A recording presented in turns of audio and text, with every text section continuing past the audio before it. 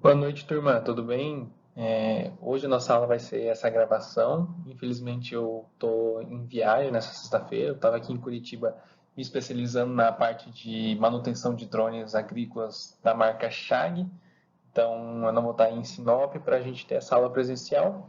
Mas aí eu preparei uma aula rapidinha aqui para a gente ver a questão dos sistemas de controle de navegação, sensores e eletrônicos um pouquinho mais aprofundado do que a gente já viu nas aulas anteriores, mas para fazer uma revisão mesmo e para a gente não ter que fazer uma aula de reposição, como foi a sugestão do coordenador de curso.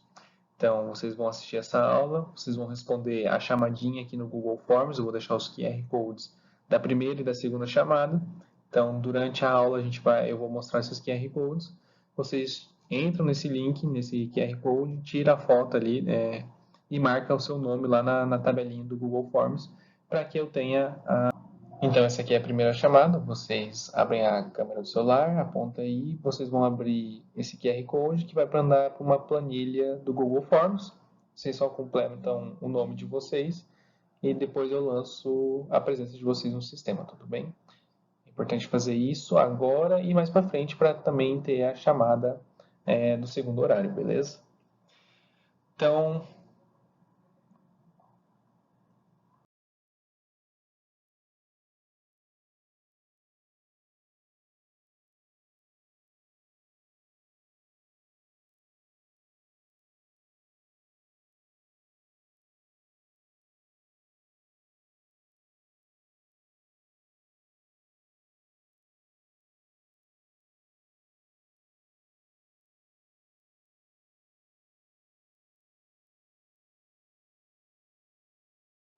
recapitulando então o que a gente viu nas aulas passadas, a gente fez uma breve introdução sobre a utilização dos drones agrícolas, né? Para que serve, o que é, como funciona, como a gente chama, as nomenclaturas envolvidas nessa área. Também a gente viu algumas aplicações práticas do uso dos drones, tanto na agropecuária, como na parte de mapeamento, de inspeção de redes elétricas. Então, todas essas são aplicações práticas desse equipamento. E na última aula, então, a gente viu a parte mais chatinha, que era de normas e legislações para o uso de drones. E faltou para passar para vocês a parte de boas práticas de utilização de drones, né? Que aí a gente deixa para as próximas aulas ou a gente vai fazer um trabalhinho simples sobre essas boas práticas. Para essa aula, então,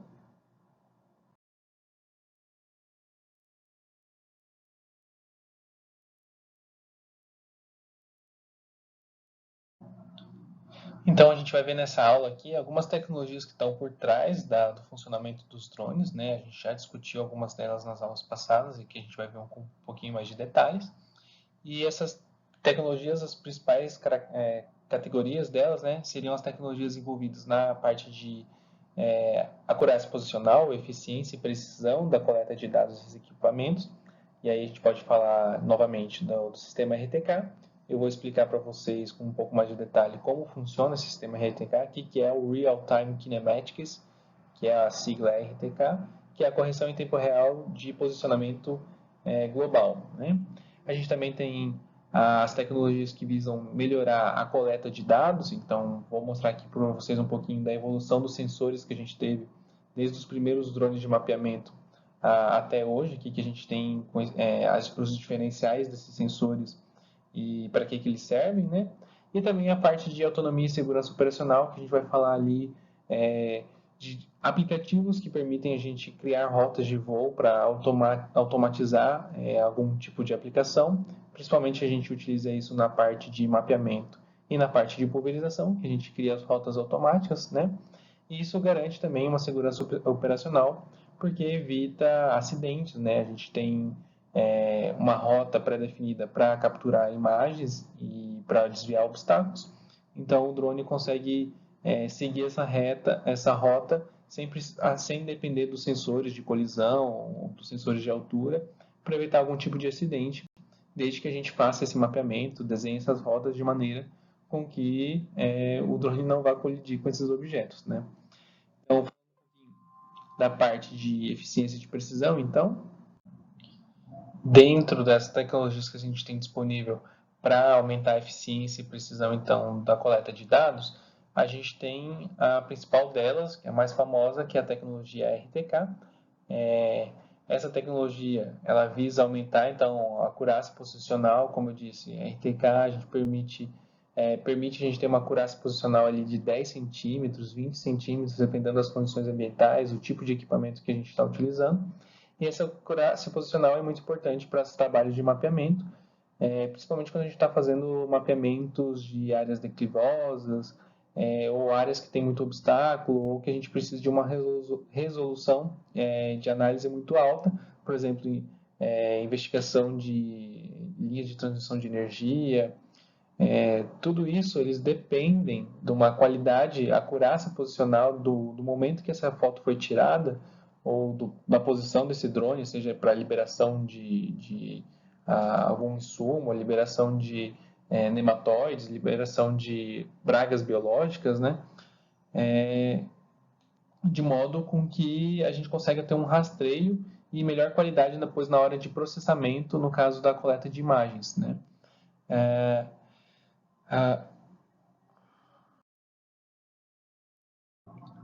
Como que funciona então essa tecnologia RTK?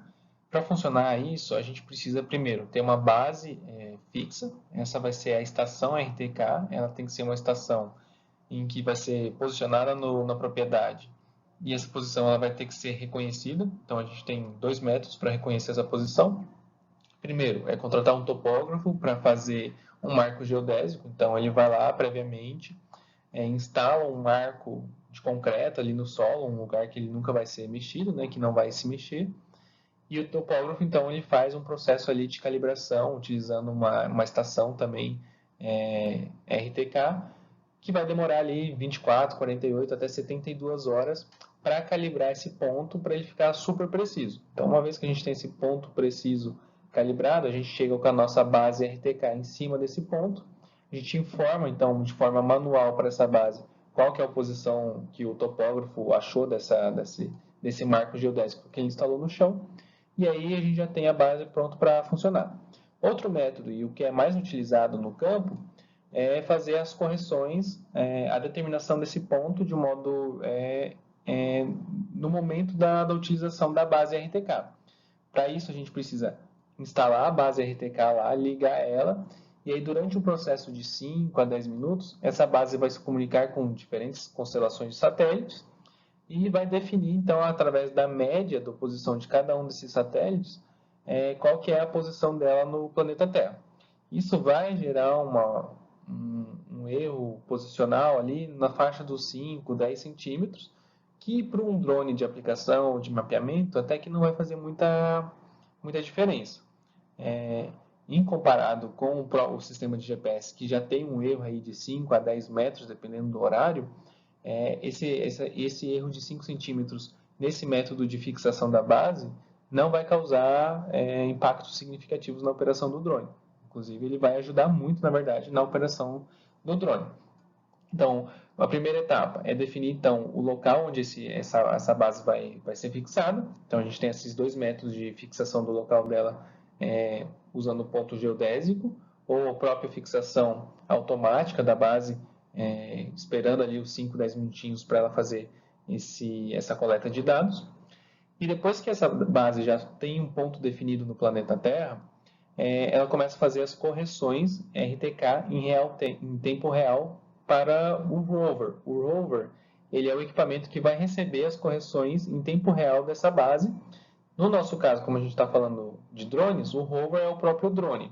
Então, no drone, ele tem que estar equipado com o sistema RTK, antenas que vão se comunicar tanto com satélites como com a base e a estação física no solo. E qual é a função dessa estação física? Os satélites, quando eles emitem os sinais de rádio dele para definir o posicionamento global dos sensores que estão no solo, tanto do GPS do nosso celular, do carro, do drone e a própria base RTK, esse sinal acaba tendo algumas interferências da atmosfera. Essas interferências é o que causam esse erro de até 10 metros na acurácia posicional.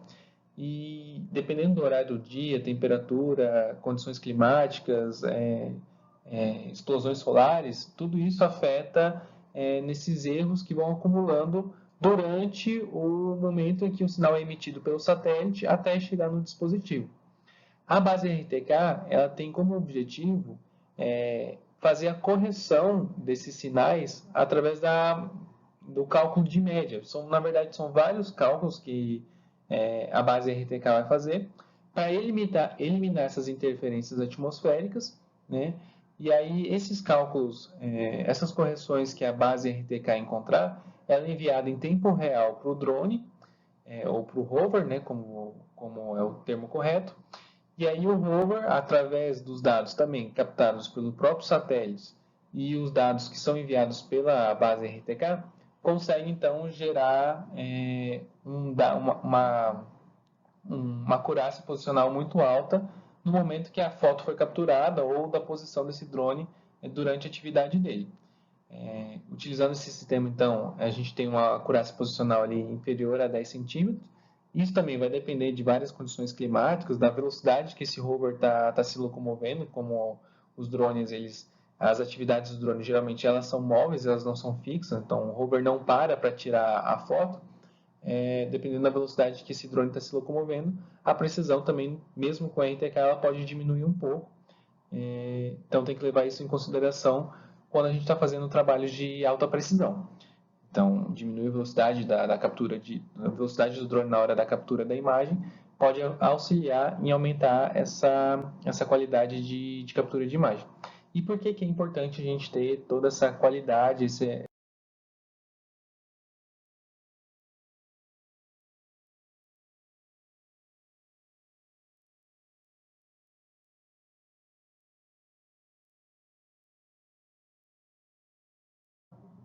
E essa acurácia posicional ela é muito importante porque na hora da gente fazer o mapeamento utilizando um software para reconstrução do terreno, por exemplo, a gente precisa dessa acurácia posicional para definir aonde que essas imagens foram tiradas para depois o programa poder fazer o alinhamento dessas imagens.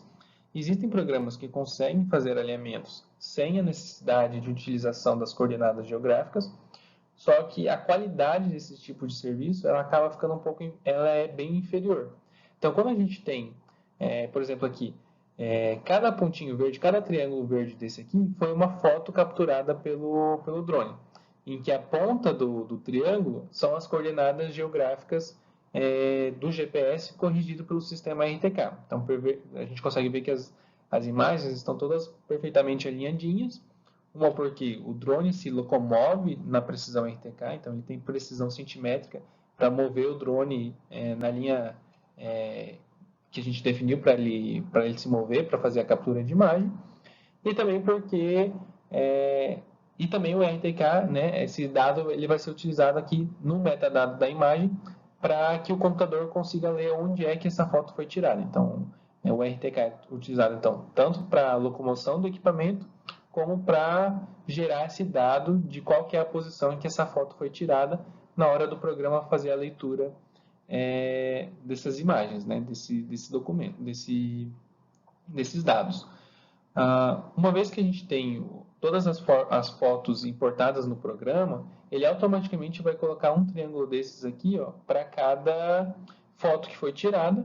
E essas fotos aqui, elas já são alinhadas de acordo com a coordenada geográfica. Então, não é o programa que alinhou, gerou aleatoriamente esses triângulos aqui.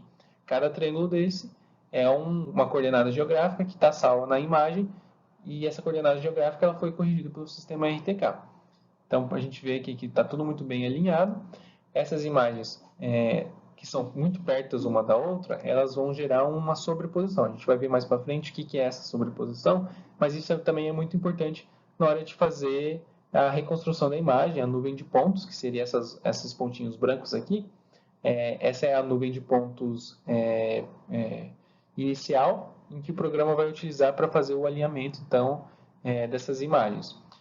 A gente vai discutir isso mais para frente, mas vamos ver antes os sensores, a evolução desses sensores, como eu comentei antigamente, como que ele evoluiu de antigamente para hoje.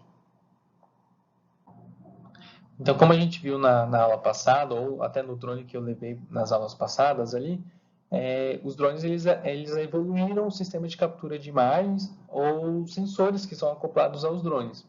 Então, os drones mais comuns que a gente tinha uma câmera simples que era fixa, elas passaram a ter gimbal, que é a capacidade de mover essa câmera durante o voo, estabilizar a imagem e a captura de imagem.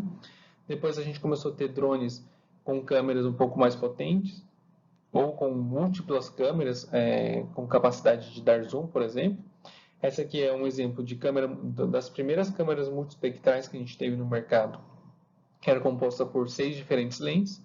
A resolução dessas câmeras era muito baixa e também a resolução espectral de cada banda espectral de uma câmera dessa também era muito baixa.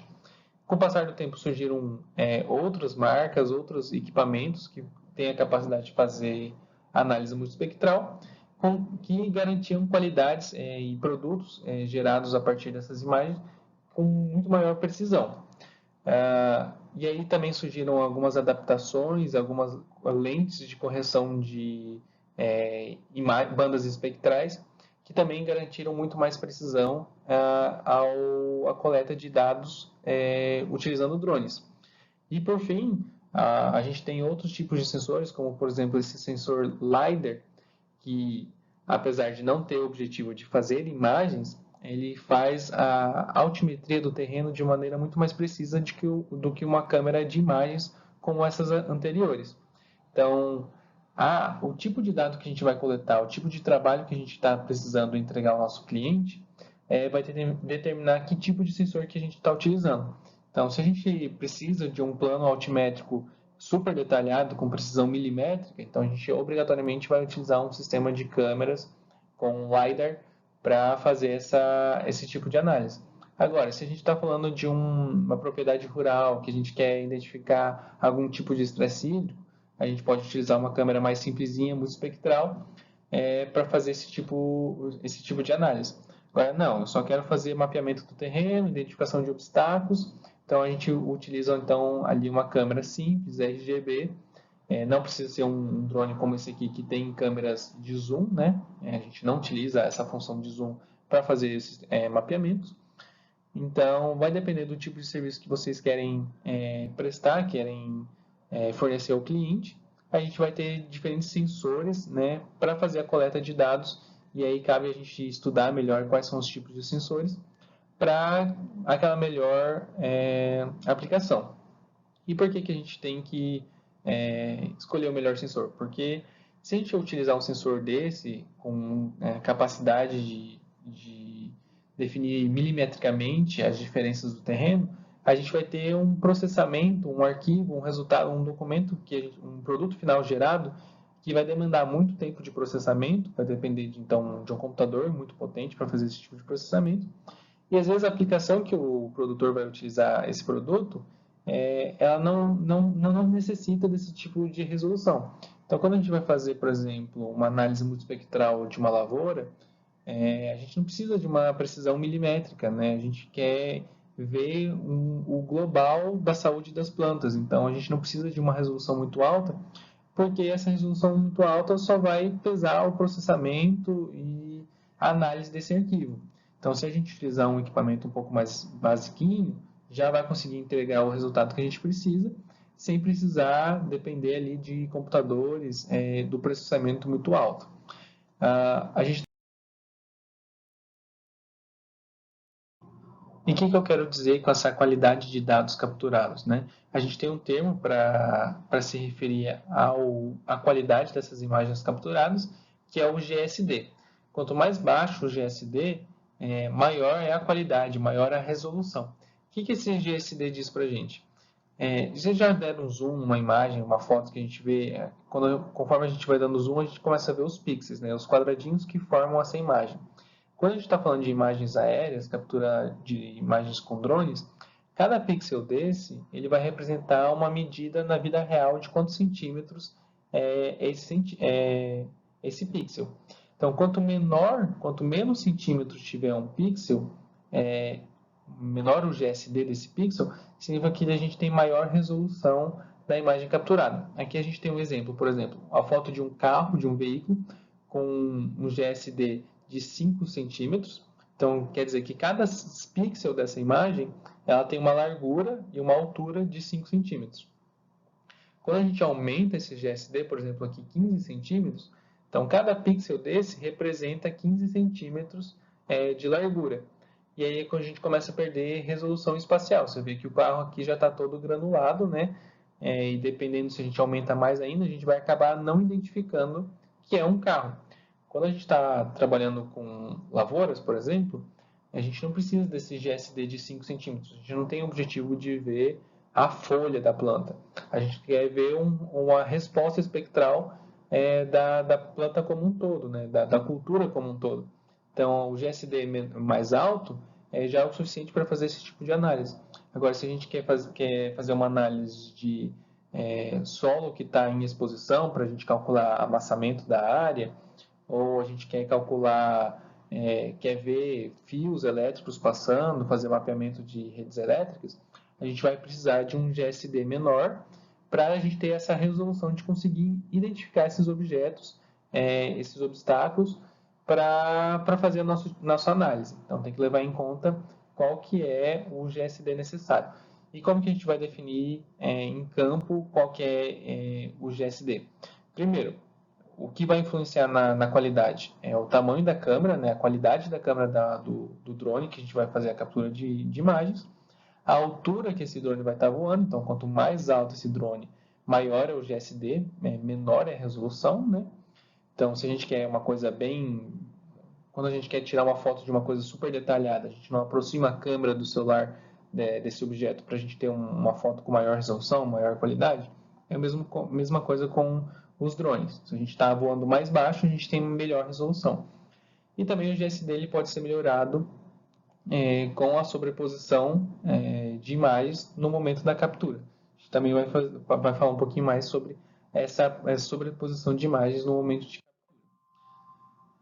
Outra coisa que a gente precisa para melhorar essas coletas de dados é a parte de, então, a segurança de que a gente está coletando os dados no momento correto, na posição correta.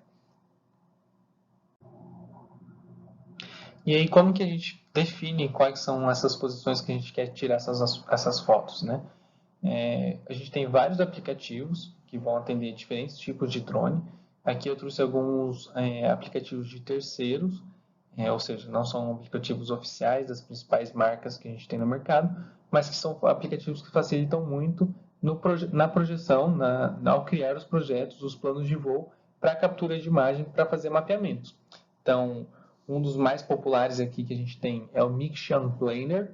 Esse aplicativo ele permite a gente desenhar as rotas de voo em que o drone vai fazer e também determinar quais são os pontos em que a câmera vai ser acionada, que vai tirar uma foto, né?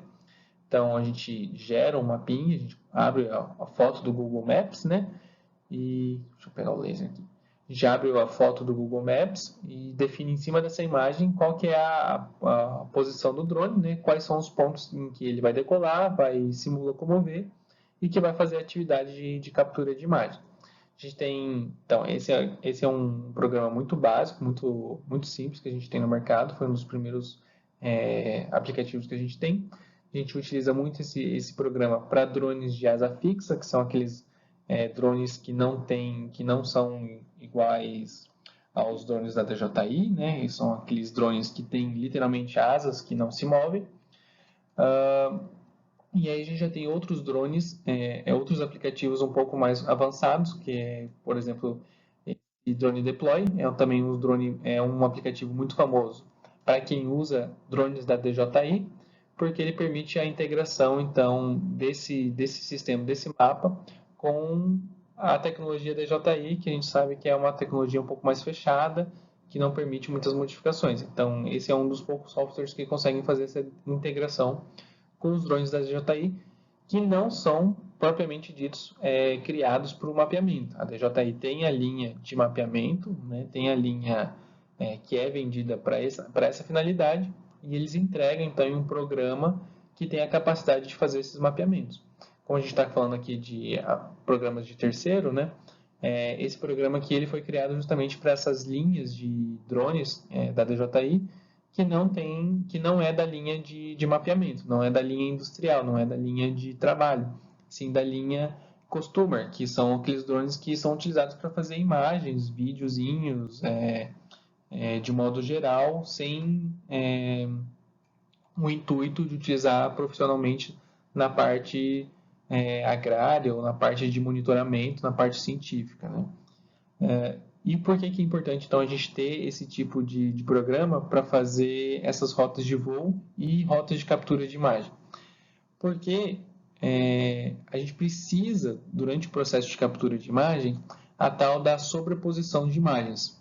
Quando a gente está voando, tem um plano de voo, esse aqui, por exemplo, é um exemplo de plano de voo, em que o drone vai seguir essa linha preta, e cada pontinho vermelho desse é um local em que a gente vai bater uma foto.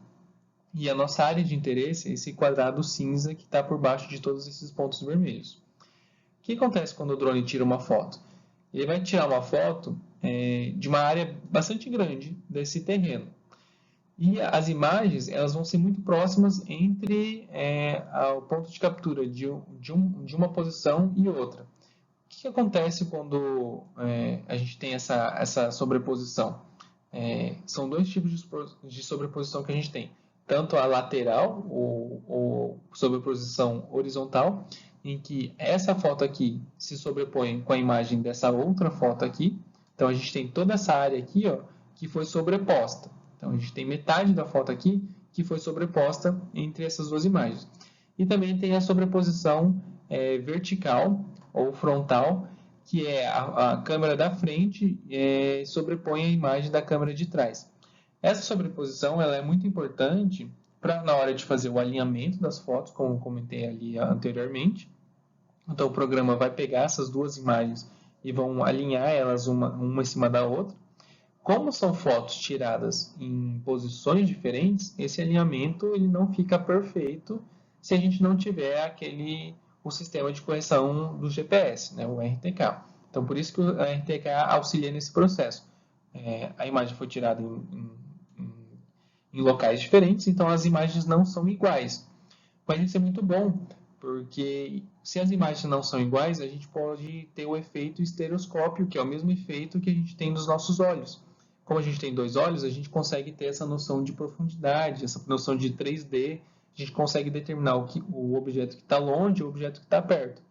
Então, essa sobreposição de imagens associada com o sistema RTK vai permitir que o programa, então, ele comece a criar mapas com relevos, né? Mapas que são muito mais precisos, com essa capacidade de gerar essa tecnologia de estereoscopia, né? Que é justamente causada pela sobreposição de imagens. Isso permite a gente criar mapas como, por exemplo, esse aqui, que é um mapa de elevação de um terreno. Então a gente tem aqui as cores que são mais próximas ao vermelho, ao amarelo, são locais com maior altitude. E as cores mais frias, por exemplo, o azul, são locais com menor altitude, né? Isso a gente consegue fazer tanto Isso a gente só consegue fazer por conta dessa sobreposição de imagens. Então, quando a gente tem uma sobreposição falha dessas imagens, a gente vai ter locais nesse mapa aqui que ele não vai conseguir calcular a altura daquele ponto específico do solo. Então, a gente vai ter um mapa de má qualidade, né? A gente não vai conseguir determinar com precisão a altura daquele ponto. E para que a gente usa esse tipo de trabalho? Nesse caso aqui, ele está fazendo uma inspeção de algumas montanhas, e a gente pode ver, destacar aqui, por exemplo, a presença de árvores, de obstáculos, postes. Se a gente tem uma resolução espectral, a gente consegue determinar os fios que estão passando nesses postes.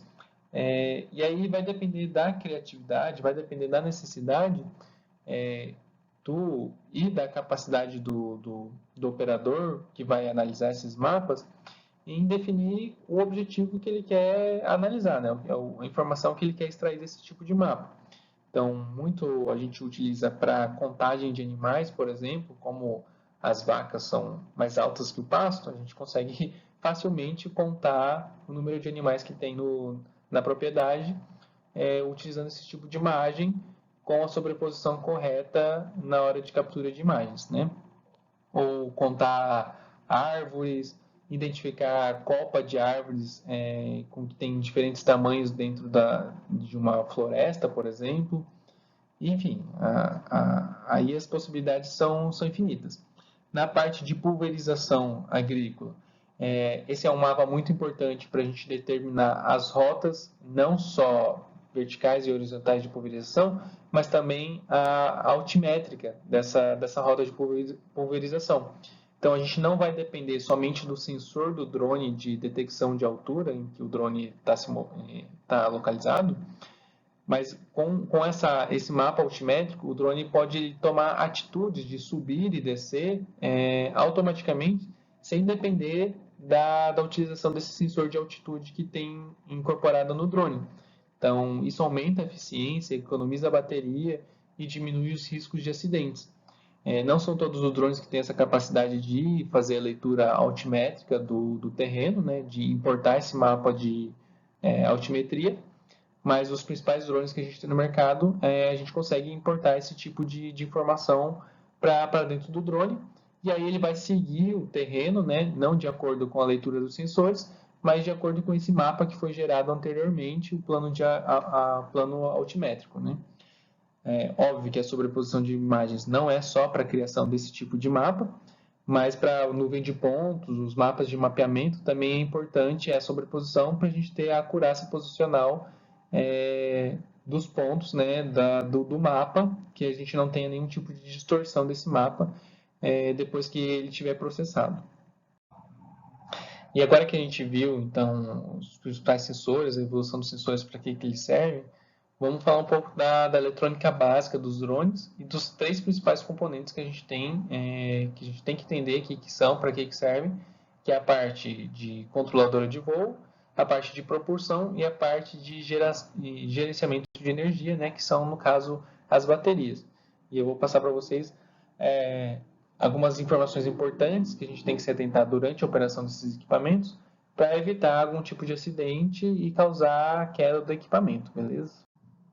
Portanto, a primeira parte, o primeiro principal componente que a gente precisa ter em mente, saber o que é a controladora de voo, que é o Flight Controller, popularmente conhecido como FC, que é o cérebro do drone, é o principal componente que vai fazer o processamento dos dados de voo, da leitura de todos os sensores, e ele é responsável, então, por tudo, né, que está acontecendo dentro do drone. O Flight Controller, então, como eu disse, ele é um componente essencial para fazer a leitura de todos os sensores, é nele que a gente vai conectar aí todos os sensores operacionais, os sensores também de implementos que a gente tem adicionado nesse drone, e é esse cérebro, esse Flight Controller, que vai fazer o controle, então, o processamento desses dados para gerar as respostas de estabilização e controle, que vai ser, ou seja, os comandos, né, dos motores,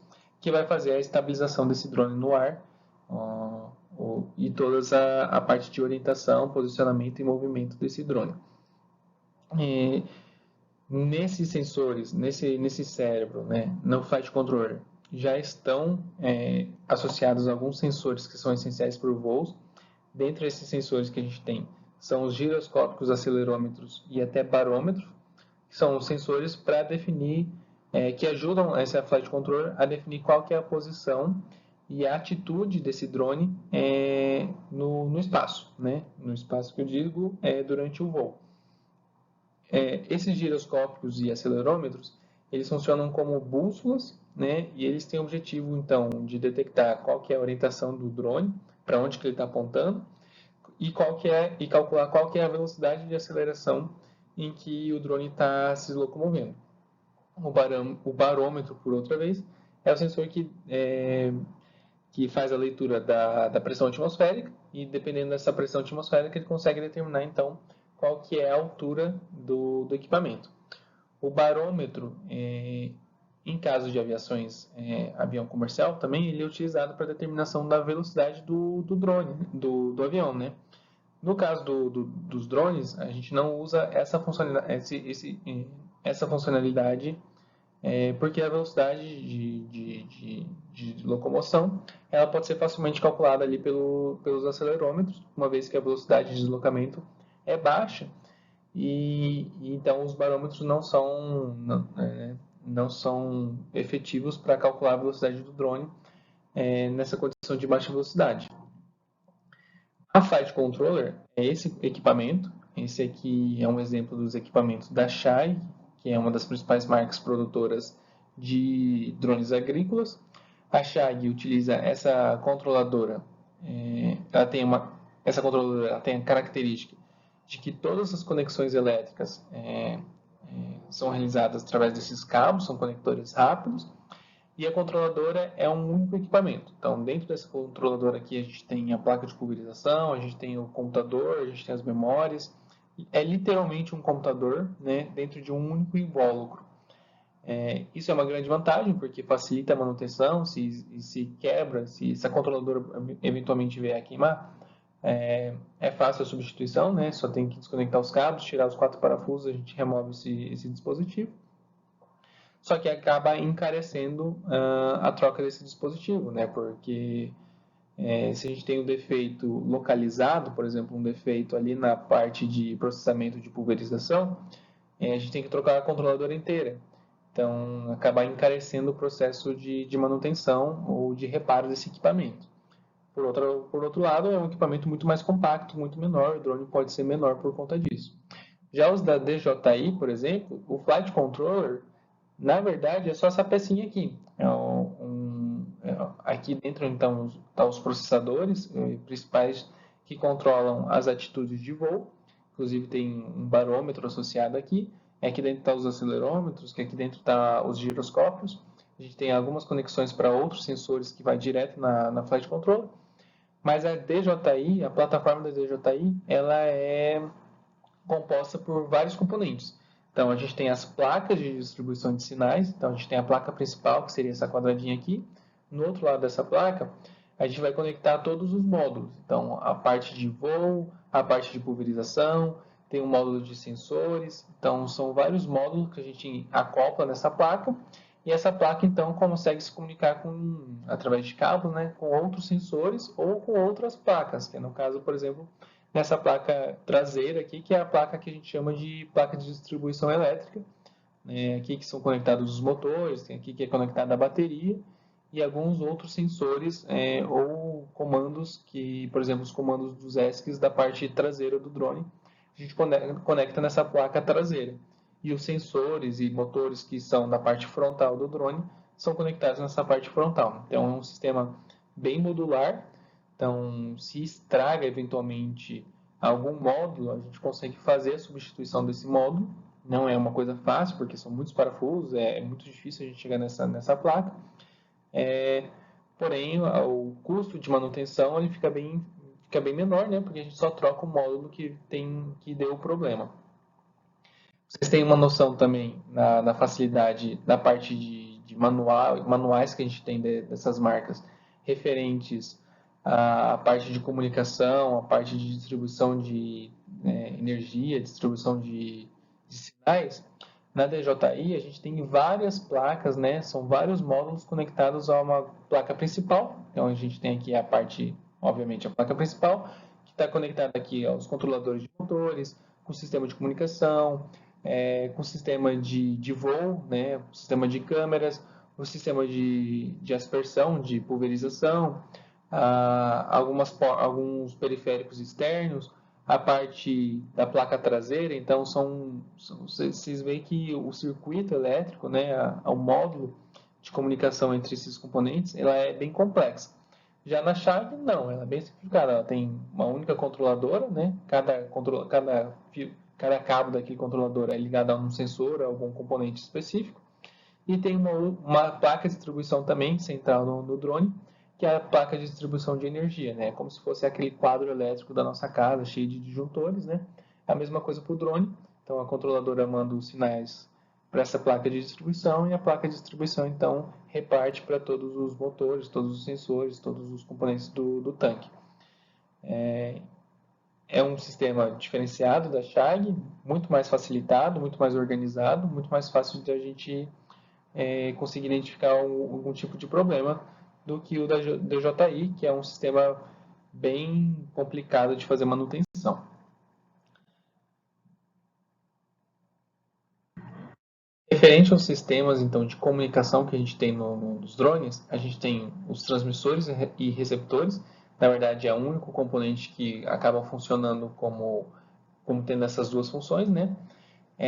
Geralmente, esses transmissores e receptores eles possuem as características de transmitir múltiplos canais de rádio, então isso permite maior segurança durante o voo, né? Menor perca de dados, ou se existe uma perca durante a comunicação, rapidamente um outro canal pode assumir essa perca e evitar algum tipo de acidente.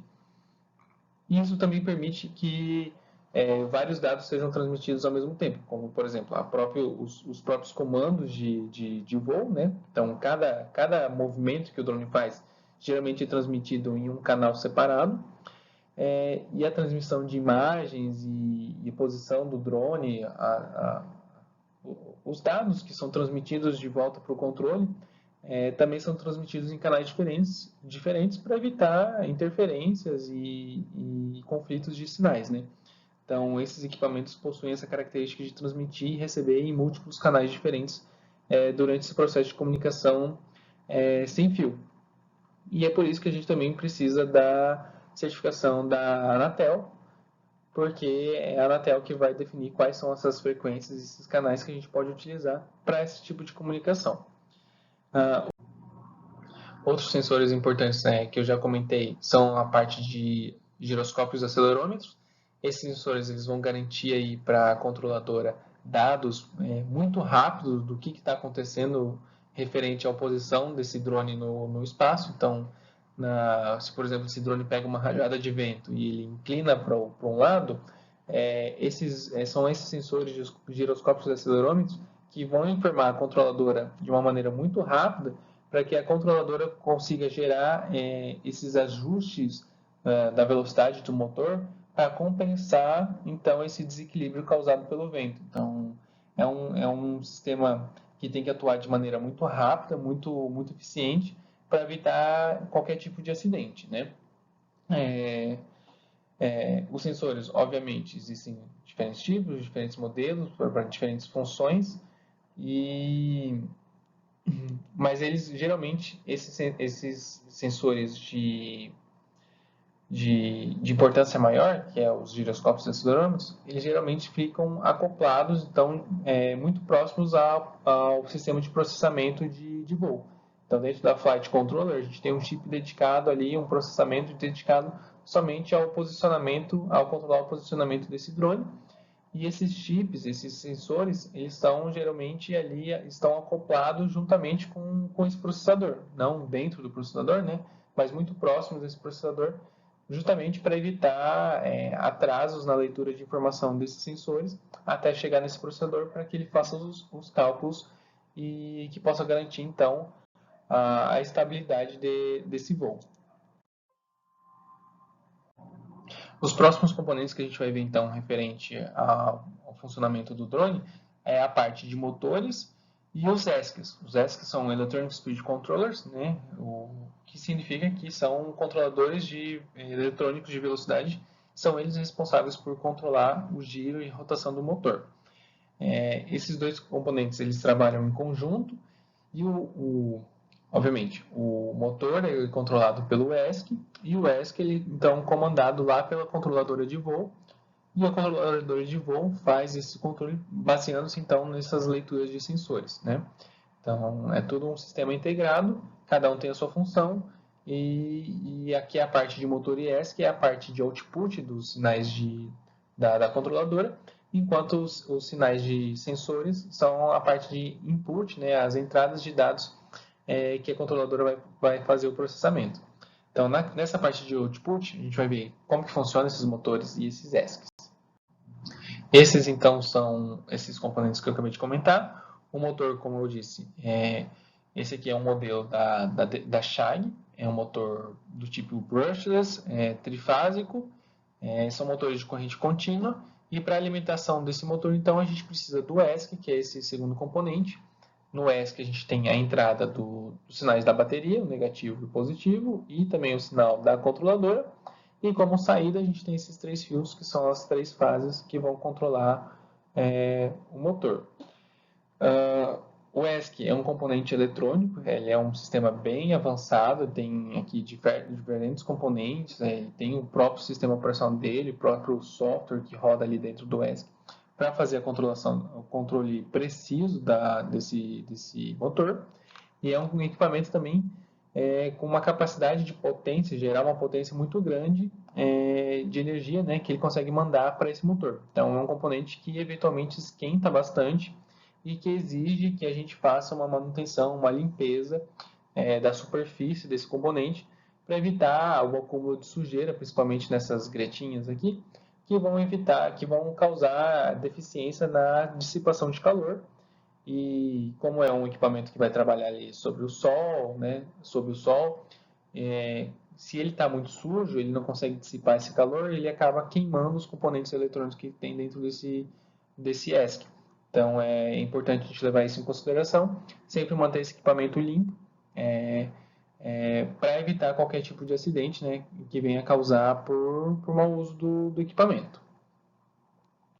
O motor são do tipo brushless. Esses motores do tipo brushless significa que ele não tem escovas elétricas, não tem carvões que fazem conexões elétricas, não existe conexão móveis, né, dentro desse motor. O que acontece é que essas três fases elas vão alimentar essas bobinas que a gente tem no centro do motor. Aqui a gente tem a azul, a vermelha e a cinza. Esse aqui era para ser um GIF, mas não está girando porque não sei. Mas basicamente a gente tem essa parte física aqui do motor, que é onde está as bobinas elétricas, a gente chama ela de estator. E do lado de fora aqui do motor, a gente tem o rotor, que é o que gira, né? Nesse rotor, a gente tem ímãs permanentes, né? São ímãs de neodímio, que ficam fixados nessa carcaça do motor. Então, conforme essas bobinas aqui, elas são ligadas e desligadas através do ESC, que seria esse componente azul aqui, essas bobinas elas conseguem atrair ou repelir, né, ou fazer uma repulsão desses ímãs que estão presos na carcaça do motor. Então, se ela atrai ou empurra, esse motor ele vai ter essa tendência de girar.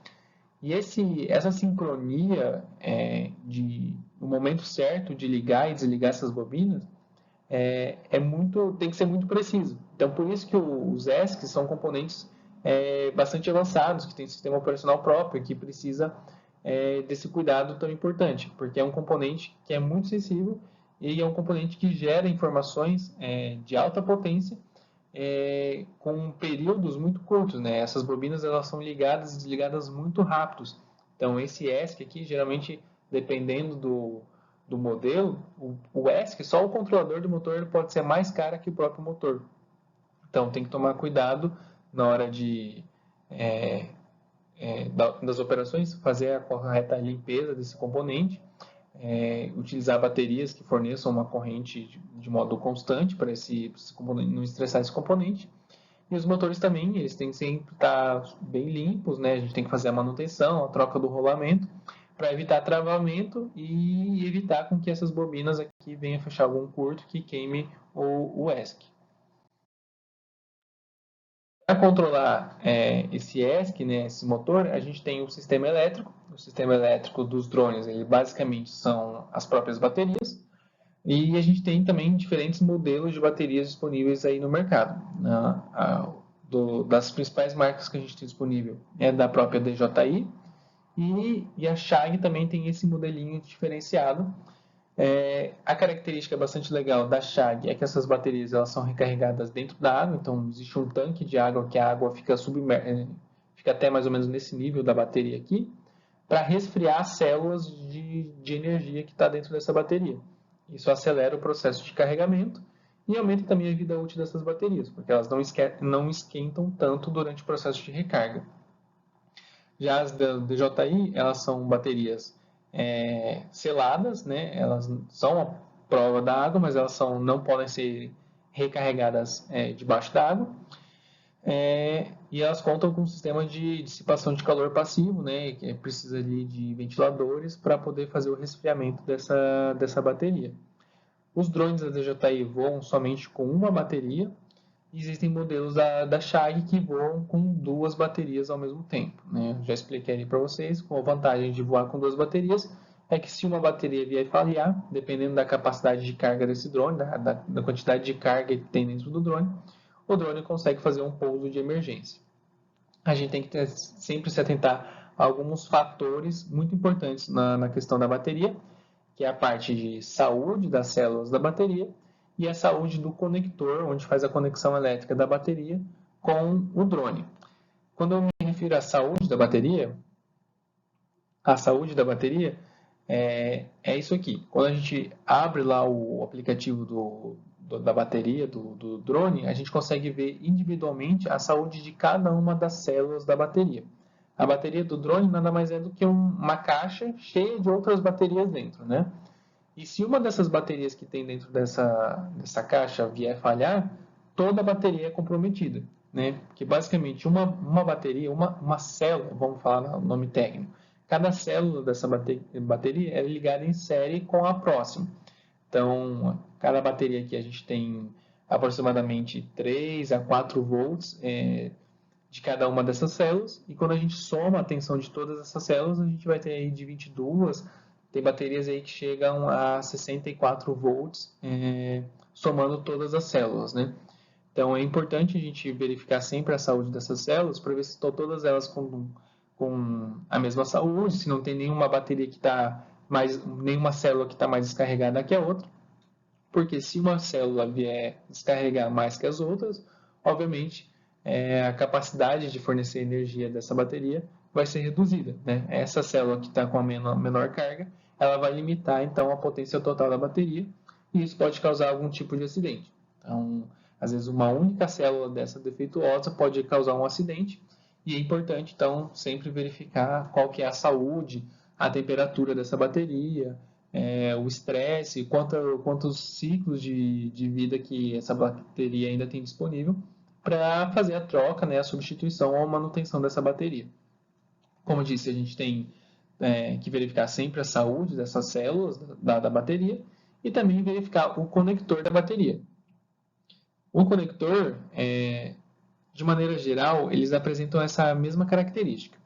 Essa parte dos pinos metálicos, geralmente ela fica ali no drone, na carcaça do drone, tem um conector fixo ali no equipamento com esses pinos metálicos.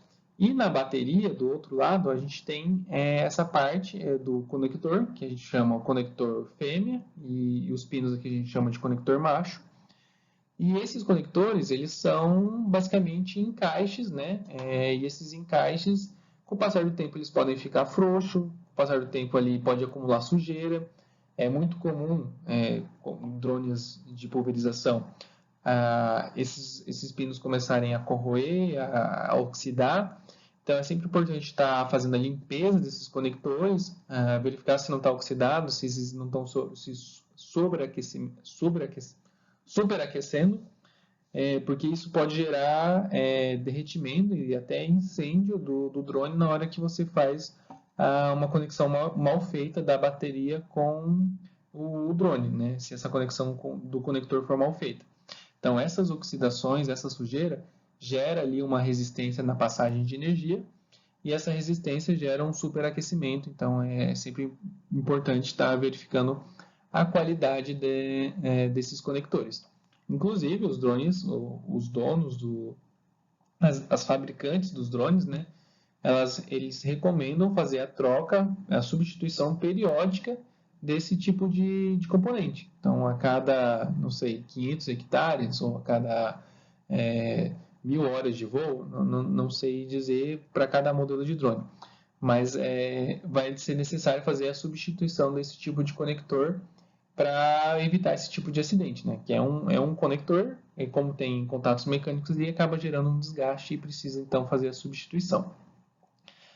Além dos conectores, do sistema de baterias, a gente tem um sistema de recarregamento dessas baterias, que são os próprios carregadores. Aqui eu tenho um exemplo de carregadores da DJI. Então, esses são carregadores do tipo trifásico, que a gente conecta na rede alternada. E a gente tem a saída, então, que a gente conecta diretamente na bateria E esse é o componente que tem o objetivo ali, então, de transformar essa energia que a gente pega do gerador, pega da tomada da rede elétrica, né? Converte essa energia em corrente contínua, que é a corrente aceita pela bateria, para fazer a recarga da bateria propriamente dita. E a Chag também tem esse modelo aqui de carregador, também funciona do mesmo esquema. A diferença é que esse carregador ele não é trifásico, ele tem uma capacidade de carregamento um pouco mais lenta. E associados ao processo dos carregadores, a gente tem os tanques de resfriamento, o sistema de resfriamento da bateria. No caso da DJI, como eu comentei, o sistema de resfriamento é a ar, então a bateria é colocada dentro dessa caixa.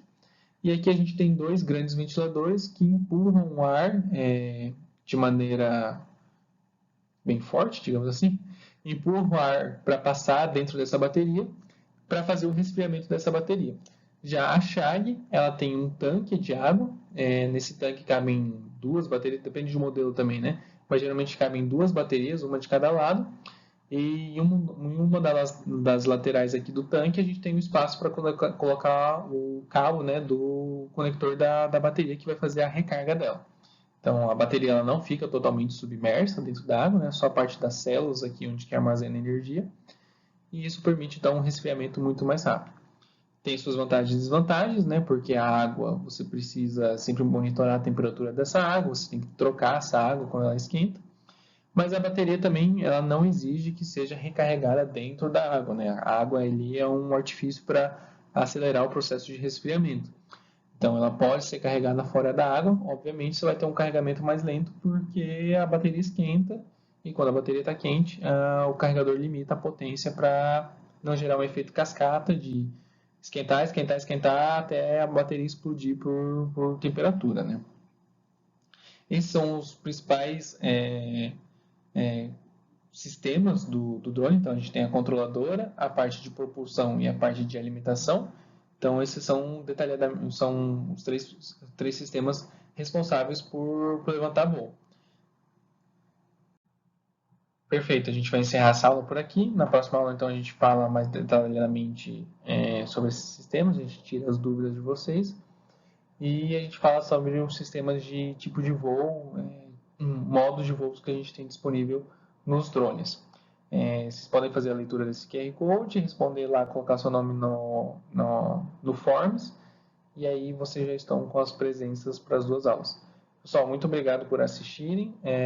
Desculpa aí por não estar presencialmente, a aula foi um pouco mais rápida também, deu 57 minutos aqui. Então, boa sexta-feira a todos vocês, bom descanso e a gente se vê na próxima semana, beleza? Tchau, tchau.